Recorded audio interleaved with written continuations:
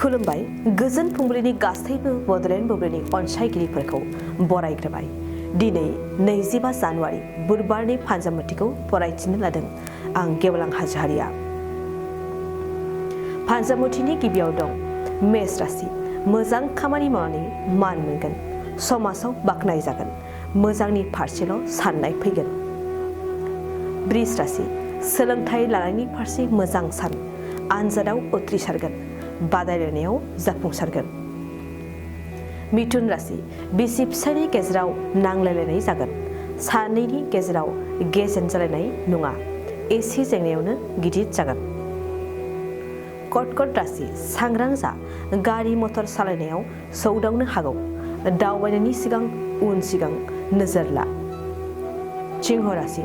मोजां सान, लोगोफोरजों रंजागोन, दिनै गोसोनि मोजां साननायजों समखौ मिनिखुसि हगार हरगोन। कन्या राशि। फालांगिनि फारसे मोजां, जायखि जाया फालांगियावनो रां मुलाम्फा जागोन, नखराव दोहोन बारायगोन। तुला राशि। देहायाव जेंना नुजाथिगोन, हरखाब देहायाव उदै सागोन, देहानि जेंनाखौ लानानै जिंगासिनांगोन। वृश्चिक राशि। नखराव दोहोन खहा जागोन, दोहोन खहा जालांनायखौ मिथिस्लाबनाय नङा, मुवा बेसादनि फारसे जोथोन लानाया मोजां। धनु राशि। गोसोखौ हमथा, गोसोनि लुबैनाय आरो हास्थायनायखौ गोसोआवनो लाखि, खामानि मावनायनि सिगां सांग्रां जा। मर्कट राशि। नखराव रांखावरिनि आंखाल नुजाथिगोन, दोनथुमनाय राङा जोबलांगोन, नखरनि आंखालखौ लानानै दुखु जानांगोन। कुम्भ राशि। माबा मोनसे मोननायनि मिजिं दं, लटारिफोर लायोब्ला खाफाल जुफिनायनि मिजिंथिया बांसिन।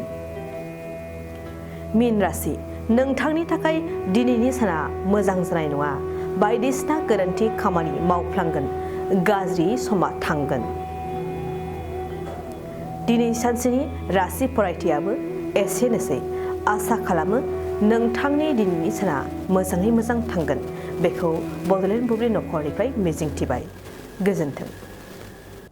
गोसो गुदुं गलादारफोरनि थाखाय मोनसे मोजां खौरां।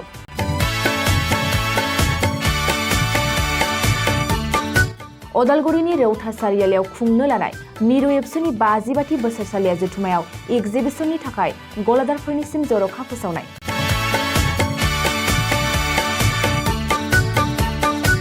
फैगौ 2023 मायथाइनि 26, 27, 28 आरो 29 जानुवारियाव खुंनो लानाय मिरु एबसुनि बोसोरसालिया जथुम्मायावनो बायदि रोखोमनि मुवा बेसादफोरखौ दिन्थिफुंगोन एक्जिबिसन।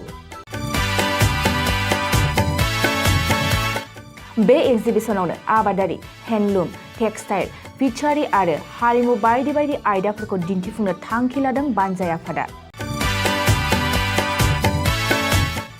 बेनिखायनो गोसो गुदुं सुबुं एबा गलादारफोरा एक्जिबिसनाव गला होफैनो हागोन आरो गला होनायनि सोमोन्दै आबुं बाथ्राखौ मिथिनोब्ला नैबे मबाइल नम्बर 9365245137 आव थोंजों सुलाद लानो हागोन।